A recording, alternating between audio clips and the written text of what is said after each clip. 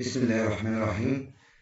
أهلا بكم أبناء وبنات الطلاب في المراجعة النهائية للصف الثاني تجاري وفندقي. معاكم مستر أحمد مصطفى القاضي، معلم أول لغة إنجليزية في مدرسة الجيزة الفنية المتقدمة. هنبتدي مراجعتنا النهاردة بالسؤال الأول. Choose the correct answer.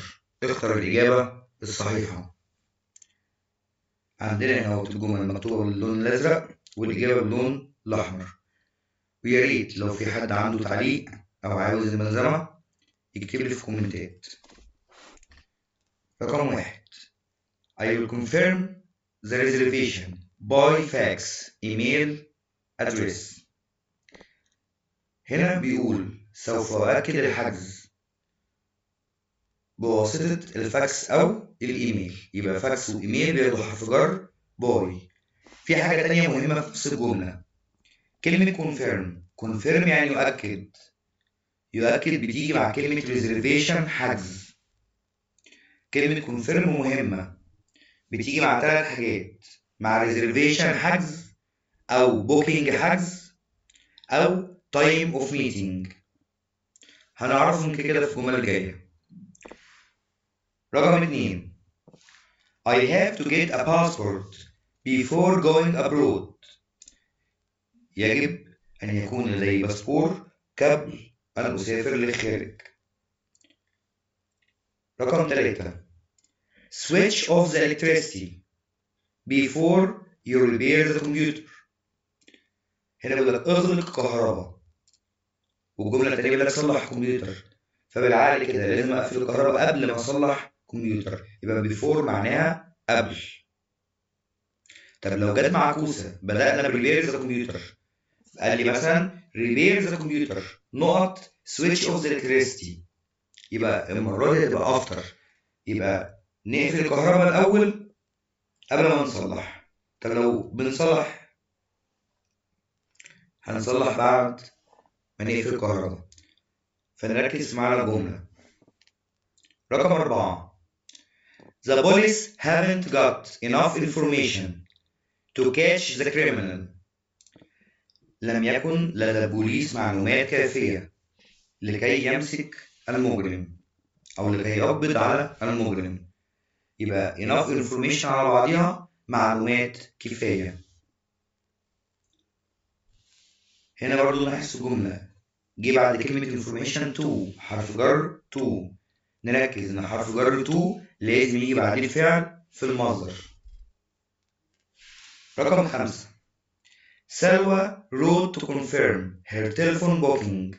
يبقى سلوى كتبت لكي تؤكد الحجز التليفوني. قلنا كلمة confirm بتيجي مع reservation أو booking أو time of meeting، فهنا جت مع كلمة booking. confirm يعني مؤكد، و booking اللي هو الحجز. رقم 6. are they going. هنا ليه خدنا going؟ حاجة ما ننساهاش، زمن المضارع المستمر present continuous بيكون من am is are وفعل مضاف له ing، يبقى am is are جت كسؤال او في نص الجمله برضه الفعل هيجي مضاف له ing. 7. he got a bad mark because he didn't study the lesson. جاب درجه وحشه لانه لم يذاكر الدرس. نركز هنا قوي، دي قاعده اسمها قاعده because و so. because بيجي قبلها نتيجه وبيجي بعدها سبب، يعني هو النتيجه هنا انه جاب درجه وحشه. ليه؟ because لانه ما ذاكرش، يبقى لما نلاقي النتيجه في الاول ناخد because. طب لو السبب في الاول جه كاتب لي مثلا هو ما ذاكرش، ده سبب النتيجه so he got a bad mark لذلك جايب درجه وحشه، يبقى النتيجه في الاول because، سبب في الاول so. رقم 8. I thought he was on holiday today. اعتقدت انه كان في اجازه النهارده. I thought يعني اعتقدت. 9. he asked the customer whether he needed a single or a double room. هو سأل العميل أو سأل الزبون إذا كان يحتاج غرفة فردية أو زوجية. رقم 10. There used to be more cars than there are now. يعتاد أن يكون هناك العديد من السيارات أو سيارات أكثر من الآن. هنا نركز في حاجة used to جه بعديها be. إيه be دي؟ be ده اللي هو verb to be المصدر. و used to لازم يجي بعدها فعل في المصدر. رقم 11. If you want travel insurance you will have to pay premium. لو عاوز يكون عندك تأمين على السفر أو تأمين على التنقل لازم تدفع قسط. بريميوم يعني قسط. القسط ده هو الأقساط اللي بندفعها لما بنقوم بعمل التأمين. 12. If you touch it you will get an electric shock. هنا دي قاعدة F. قاعدة F الجملة اللي بعديها تكون مضارع بسيط، الجملة التانية تكون مستقبل بسيط. يبقى قاعدة F هنا اهوت بعديها جملة مضارع بسيط بعديها جملة مستقبل بسيط. لو حاجة حصلت في المضارع بيكون ليها نتيجة في المستقبل. فهو هنا بيقول لك لو لمست السلك هتتكهرب. لو لمست السلك دلوقتي هتتكهرب في المستقبل. يبقى أنا لازم أبقى مركز إن المضارع بسيط بعد إف على طول. طب المضارع بسيط نفتكره مع بعض كده بسرعة.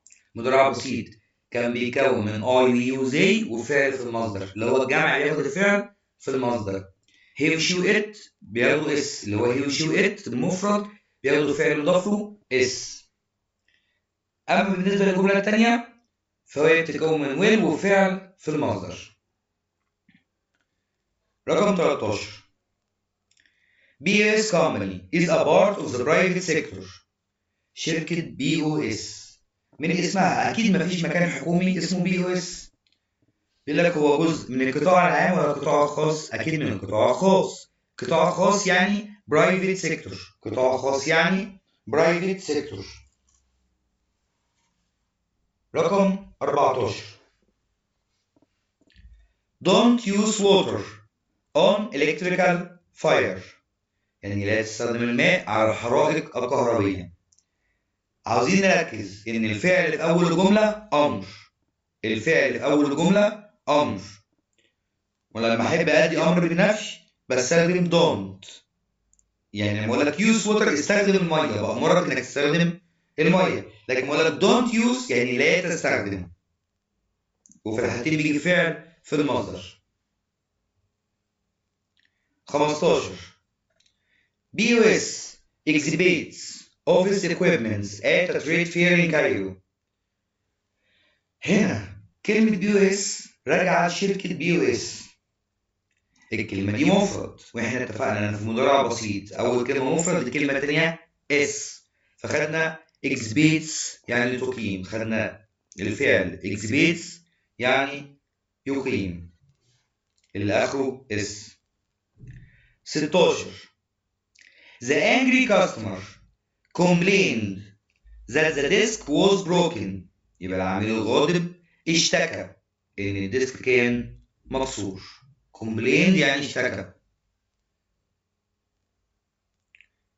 17. economists علماء الاقتصاد او رجال الاقتصاد try to predict the future and advise government. بيحاولوا ينصحوا الحكومة بيحاولوا يتوقعوا المستقبل وينصحوا الحكومة. يبقى لما نلاقي في الامتحان مكتوب try to predict the future بيحاول يتنبأ بالمستقبل يبقى الإجابة economists علماء الاقتصاد. رقم 18. People are already making predictions about the 22nd century. يبقى الناس ابتدت تعمل predictions يعني تنبؤات عن القرن ال 22. القرن ال 22 ده لو بعد سنة 2100 فلسه ما جاش. فالناس لما تفكر فيه بتتنبأ بالمستقبل أو تتوقع المستقبل. 19.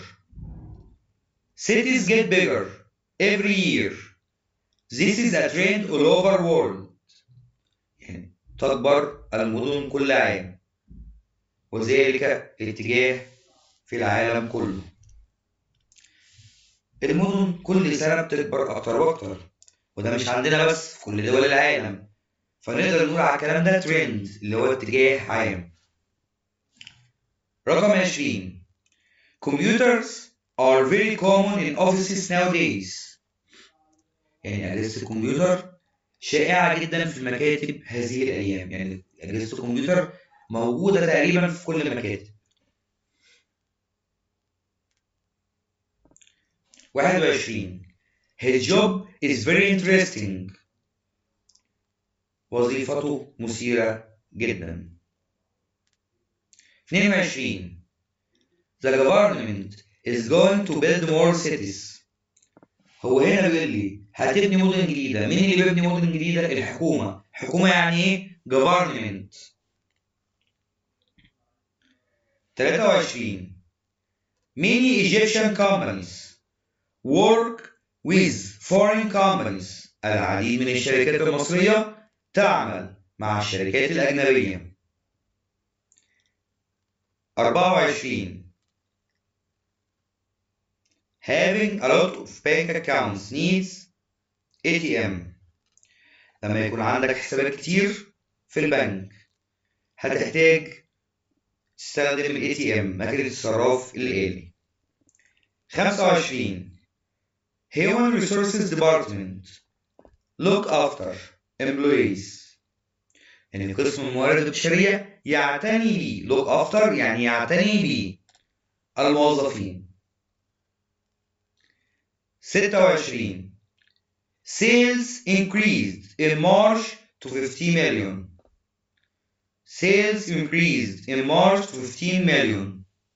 يعني ارتفعت المبيعات في مارس إلى 15 مليون. 27.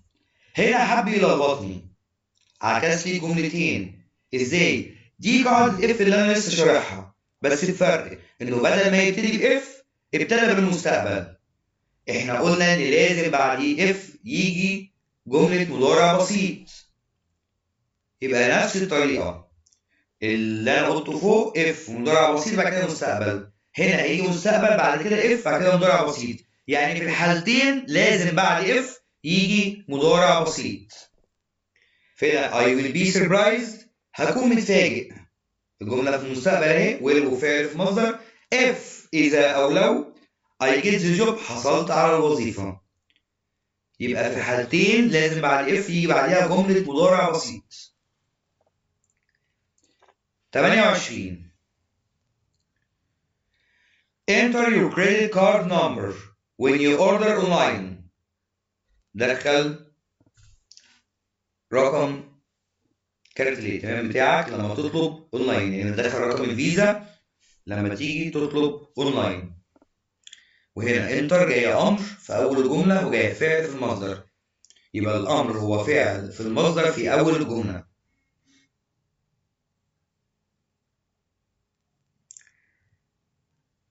29. The company needs to recruit 3 new sales assistants. تحتاج الشركة أن تعين 3 موظفين مبيعات جدد. يبقى هنا هو to جه بعدها recruit يعني يعين أو يوظف، وجت في المصدر عشان جه قبلها to. 30. If a customer needs help إذا احتاج زبون مساعدة he can phone the service department ممكن يتصل بقسم الخدمات. 31. E-commerce means using the internet to buy and sell. E-commerce اللي هو electronic commerce اللي هو التجارة الإلكترونية. التجارة الإلكترونية تعني استخدام الإنترنت للبيع والشراء. 32. The prices has risen a lot since last year. نركز هنا the price has risen a lot since last year. هنا price مش prices. price مش prices. هنا دي مضارع تام بيكون من ايه؟ have وhas والفعل في تصريف التالت. يبقى انا زمن المضارع التام عندي بيكون من have وhas والفعل في تصريف التالت. 33 Another word of booking is reservation. كلمة تانية بمعنى كلمة booking. هو booking يعني حجز. الكلمة التانية بتاعتها reservation. 34 The teacher said we had to write the answers. المدرس قال إن إحنا مضطرين نكتب الإجابات. هنا في كلمة said. إحنا قلنا قبل كده اهوت إن said, told, asked 3 أفعال دول بنقول عليهم أفعال النميمة. ليه؟ حد بينقل كلام حد، وطالما حد بينقل كلام حد ومفيش أقواس يبقى هينقله في زمن الماضي.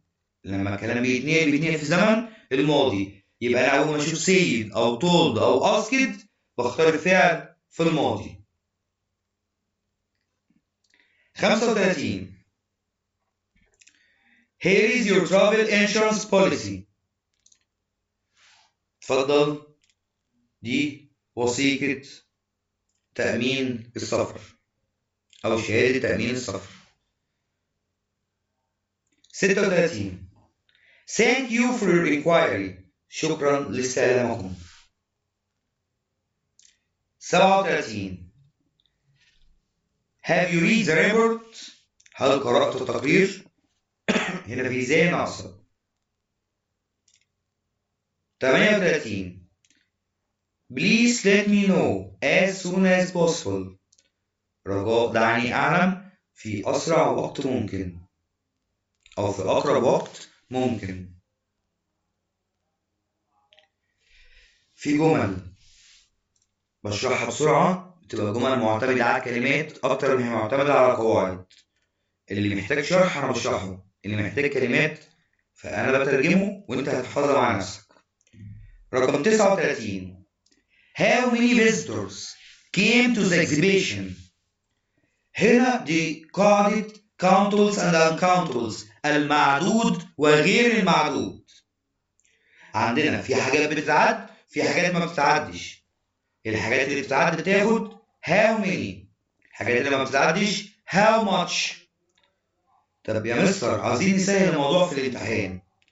الحاجات اللي بتتعد بتتجمع بتاخد اس بيتسال عليها بهاو ماني. الحاجات اللي ما بتتعدش ما بتتجمعش ما بتاخدش اس بتاخد هاو ماتش. فهنا مكتوب visitors how many visitors came to the exhibition. visitors اخرها اس يبقى جمع يبقى بتتعد يبقى ناخد how many. يبقى انا how many للمعدود وهاو ماتش الغير المعدود. 40 The plan is surprising to succeed. الخطة على غير المتوقع أو من المدهش إنها تنجح. 41 I'm writing in a reply for your request. هنا عندي تقلب for أكتب ردا على طلبكم. 42 She has already written the letters. نركز 42 هنا دي برضو على المضارع التام، وقلنا ان المضارع التام بيكون من have وهاز وفعل في التصريف التالت. هنا الجملة بدأت بشي، طالما بدأت بشي يبقى مفرد بتاخد هاز وبعدها فعل في التصريف التالت. طب الكلمات اللي دالة على المضارع التام just already yet since for. just already بيجوا في نص الجملة بعد have وهاز وقبل التصريف التالت. فهنا هي هاز مكتوبة بعدها already دي الكلمة الدالة بعدها written الفعل في التصريف التالت. يبقى نركز زمن المضارع التام بيكون من have وهاز والفعل في التصريف التالت. just already مكانهم في النص بعد have وهاز وقبل التصريف التالت. since بيجي بعدها تاريخ. for بيجي بعدها مدة. yet بتيجي في آخر جملة منفية أو سؤال. 43 فاروق went to an interview at BOS. فاروق راح مقابلة في BOS. دي ترجمة بتاعتها، بس عاوزين نلاحظ حاجة هنا اهوت. هنا موجود an، دي article. احنا عندنا articles a وان وذا. a بتيجي مع الكلمة اللي أولها حرف ساكن. an بتيجي مع الكلمة اللي أولها حرف متحرك. طب هي ايه الحروف المتحركة؟ 5 حروف متحركة: A I O U E A I O U E. يبقى أنا عندي 5 حروف متحركين، الباقي كله ساكن. فان جه بعديها انترفيو أولها I متحرك، يبقى ان لازم تيجي الكلمة اللي بعديها أولها حرف متحرك. 44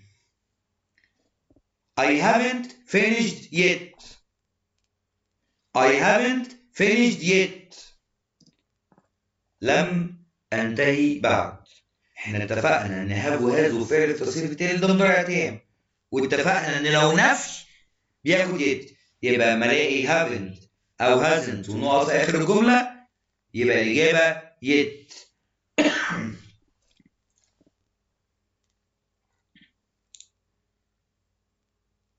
خمسة وأربعين ماركتينج مانجر يعني مدير التسويق.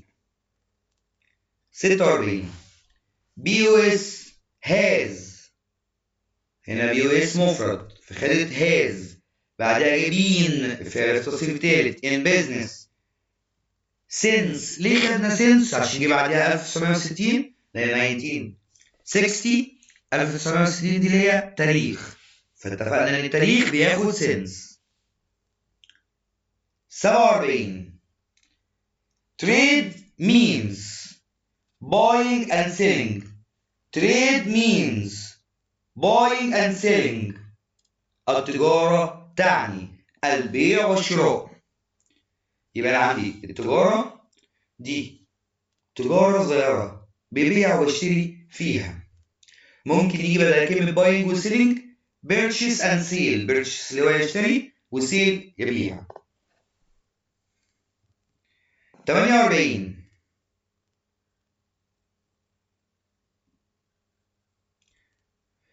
He is keen to work at BOS. He has a lot of enthusiasm. يبقى هو مغرم بالعمل في شركة BOS ولديها كثير من الحماس. 49 Egypt used to have mainly agriculture economy. يبقى مصر اعتادت إن هي تعتمد على الاقتصاد الزراعي. فهنا Egypt مصر used to جه بعديها have الفعل في المصدر، بعد كده كاتب لي agriculture economy اللي هو الاقتصاد الزراعي. 50 She works for 2 hours every day. She has a part-time job. هي بتشتغل لمدة ساعتين كل يوم.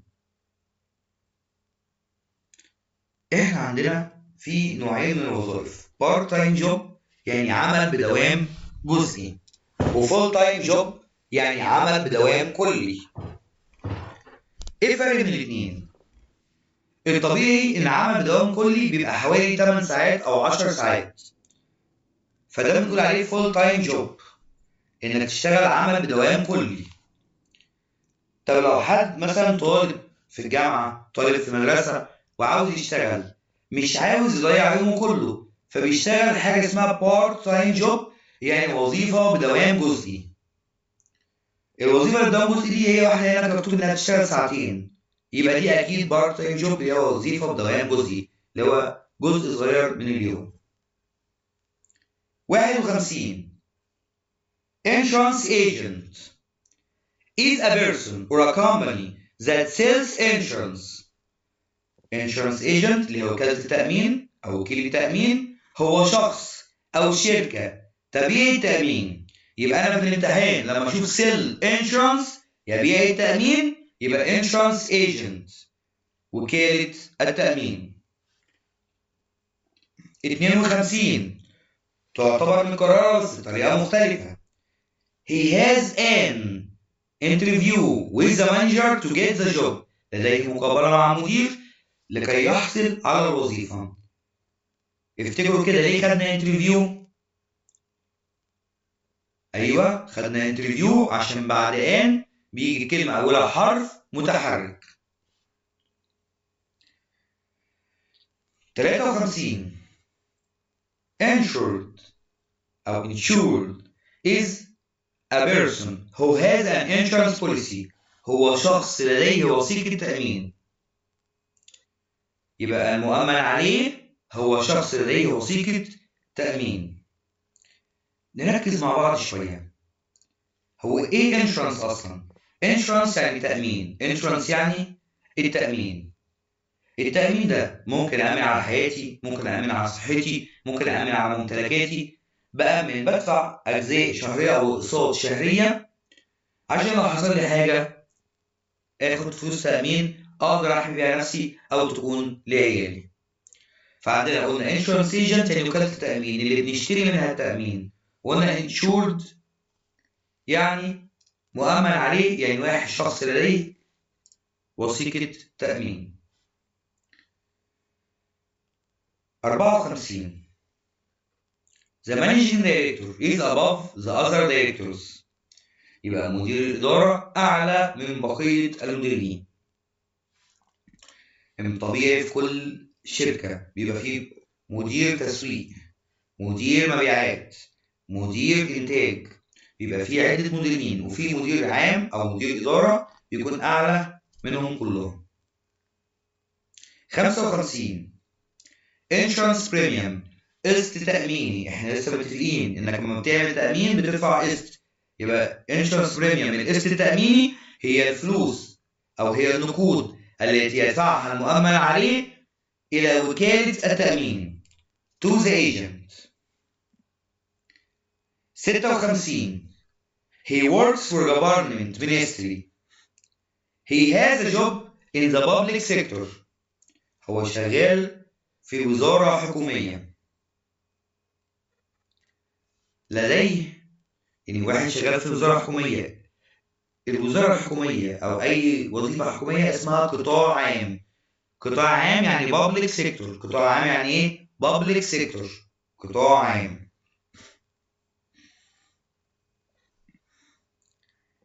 57 Insurance policy وثيقة تأمين is a document هي مستند that says what the insurance covers. يبقى هو مستند بيقول التأمين بيشمل إيه. يعني التأمين ده على الصحة، التأمين ده على العربية، على الممتلكات، المبلغ بتاعه كام كده. 58 The tourist asked خالد where the nearest bank was. ليه هنا خدنا was؟ ليه خدنا فعل في الماضي؟ أيوة احنا لسه متفقين لما أشوف said أو told أو asked بختار الفعل في الماضي. 59 The insurance التأمين is to pay money so that you will get money if something bad happens. insurance التأمين هو أن تدفع نقود حتى تحصل على النقود إذا حدث شيء ما سيء.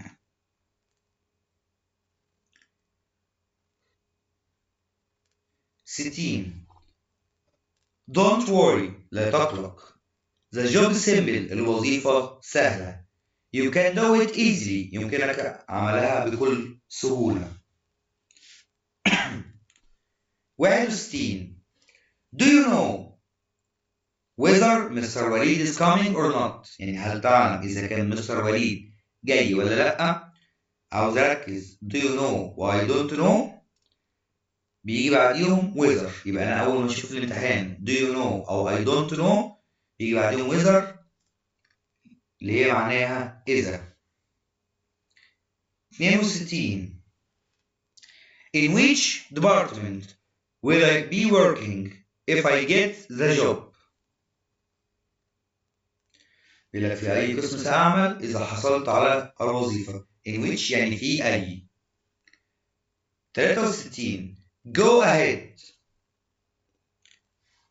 this road يعني استبعد على طول في الطريق ده. ممكن تيجي go ahead أو go straight، الاتنين صح. go ahead أو go straight اللي هي على طول. 64 Are you available for an interview at 9 a.m. on Monday؟ هل أنت متاح عشان مقابلة عمل يوم الاثنين الساعة 9 الصبح؟ available يعني متاح.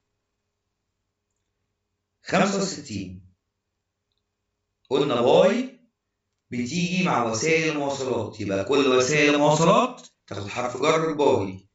لما أقول باي كار، باي باص، باي ترين، باي بايك، باي توك توك حتى، يبقى وسائل المواصلات تاخد حرف جر باي. since اتفقنا اللي بيجي بعديها تاريخ.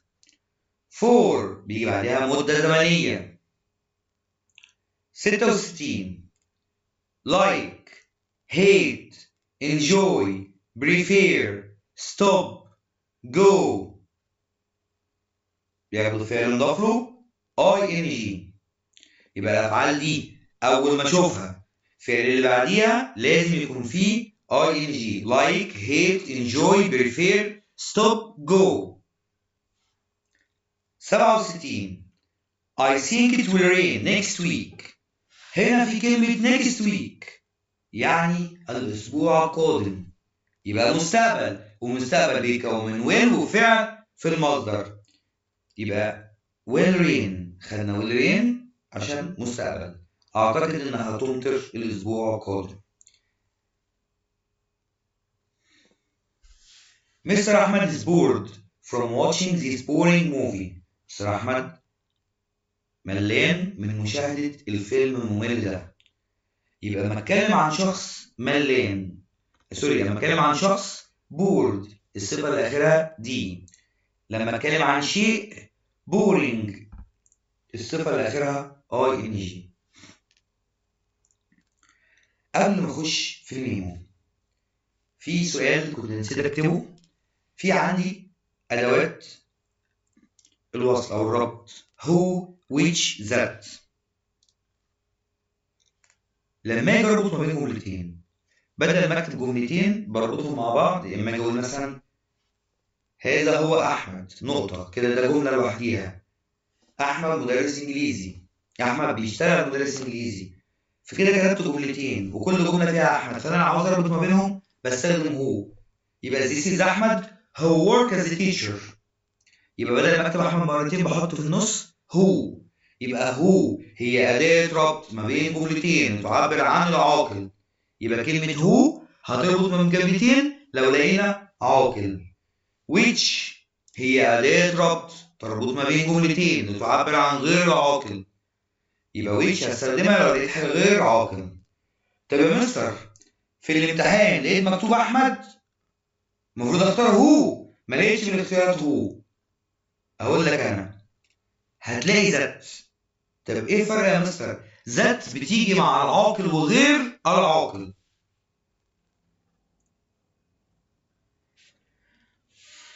بعد كده عندنا سؤال الميمو. سؤال الميمو من اسهل الاسئله الموجوده. Write a memo by احمد القاضي to محمد عبد النبي. Tell him that he must in the exams this week. نركز مع بعض. أول ما أشوف كلمة ميمو هكتب from to read تحتيهم بليز. كان الكلمة دول بنبتدي بيهم. أنا كده مشيت في الطريق الصح، كتبت from و to و re و date و please. المفروض في from بكتب الاسم الأول، اسم اللي باعت الميمو. دايما هلاقيه بعد كلمة from أو boy أو you are. طب بصيت في السؤال نفسه مكتوب باي أحمد، أهو باي أهي موجودة، يبقى هكتب أحمد القاضي هنا في from. طب تو المفروض بنكتب الاسم التاني، اسم مرسل إليه، ما بعرفش أقرأ أنا يا مستر، هدور على تو الأولى وهلاقي الاسم بعديها. فمشيت في السؤال أهو تو محمد عبد النبي، يبقى كتبنا في تو إيه؟ محمد عبد النبي. ري هنكتب فيها asking أو request. date هنكتب فيها تاريخ اليوم. date هنكتب فيها تاريخ اليوم. لو في تاريخ في القطعة بنكتبه، مفيش بنكتب تاريخ اليوم. طب كده بقى كتبنا البيانات اللي فوق. الموضوع سهل اهو يا مستر. بعد بليز هجيب الموضوع منين؟ بعد تو التانية أو تل أو ask أو confirm. نعيد تاني، الموضوع بنجيبه بعد تو التانية أو تل أو ask أو confirm. فبصينا ادي تو الأولى، مشينا لقينا تل. أيوه، طالما في تل هناخد من عندها لغاية آخر السؤال. قول له إن هو محتاج يخلص الامتحانات الأسبوع ده. يبقى أنا كده اهوت كتبت الموضوع. بعد ما كتبت الموضوع حطيت نقطتي، هختم الميمو بكلمة ثانك يو تحت على اليمين، شكرا. يبقى سؤال الميمو سهل جدا، 4 كلمات from to read it. في from بكتب الاسم اللي بعد from أو باي أو يو ار، فهنا أحمد القاضي. to بكتب الاسم اللي بعد to الأولى، فهنا محمد عبد النبي. ري بكتب asking أو request. date بكتب تاريخ اليوم لو مفيش تاريخ. الموضوع من أول تو التانية أو تل أو ask اللي هلاقيها الأول، فهنا لقيت تل، كتبنا لغاية آخر السؤال، ختمنا ثانك يو، شكرا. بالنسبة للباراجراف، الباراجراف طبعا لأن في ناس كتير بتتفرج على فيديو من محافظات مختلفة، مش شرط نتربط بموضوع معين.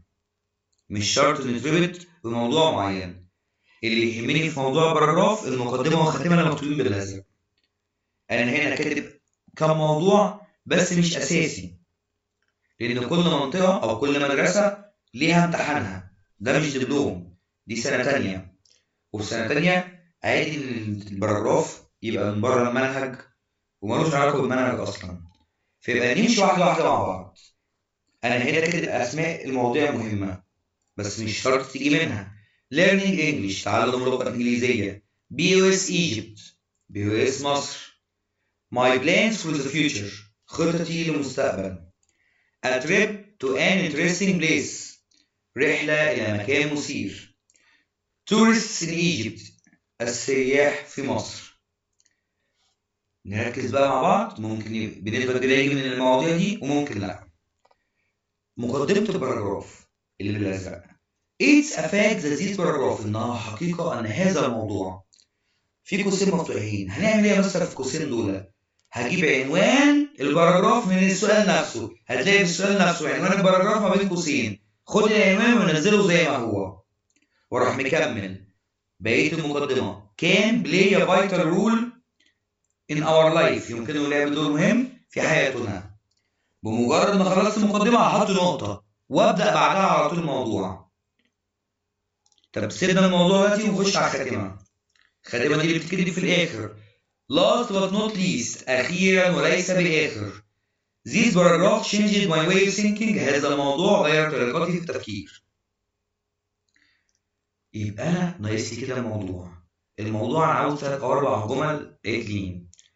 بساط، محدش يفتي، جمل بسيطة. هنا مثلا كتبنا عن learning English، فكتبت learning English زي ما هي is important مهم. تعبت أنا كتبت له كلمة مهم. I learn English أنا بتعلم إنجليزي. I use English أنا بستخدم إنجليزي. I learn English at school أنا بتعلم إنجليزي في المدرسة. My father speaks English بابا بيتكلم إنجليزي. English is useful الإنجليزي مفيد. أنا عاوز جمل بسيطة. هو مش سباق عليه هيعقد الجمل أكتر، هو فكرة بيشوف هل أنت بتعرف تكتب ولا لأ، وهل عارف إن الباراجراف كل ما بتخلص جملة بتبتدي بنقطة بتبتدي بعديها على طول ولا لأ. يبقى أنا عاوز المقدمة تخلص تبتدي بعد المقدمة على طول الموضوع. خلصت الموضوع تبتدي الخاتمة، وكل نهاية جملة بتحط نقطة، وما تنزليش الجمل تحت بعضيها ورا بعض، وما ترقمليش الجمل. ده المهم في الباراجراف، فالناس تحفظ المقدمة والخاتمة كويس جدا.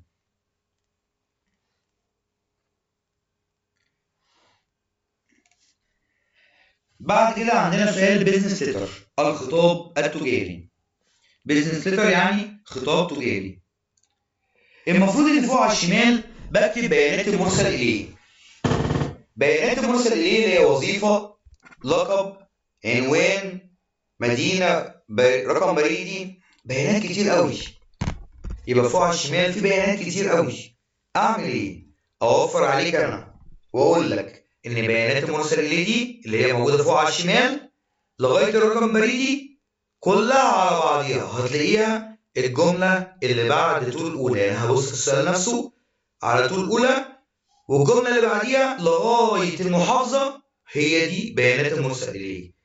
زي إيه؟ زي أهو رايت ليتر تو هيلتون هوتيل، يبقى كتبنا هيلتون هوتيل.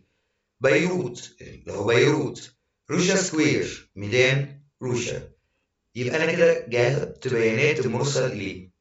يبقى بيانات المرسل إليه دي كلها على بعضيها موجودة في الجملة اللي بعد طول الأولى. طب على اليمين بيانات الراسل عنوان وتاريخ. عنوان وتاريخ.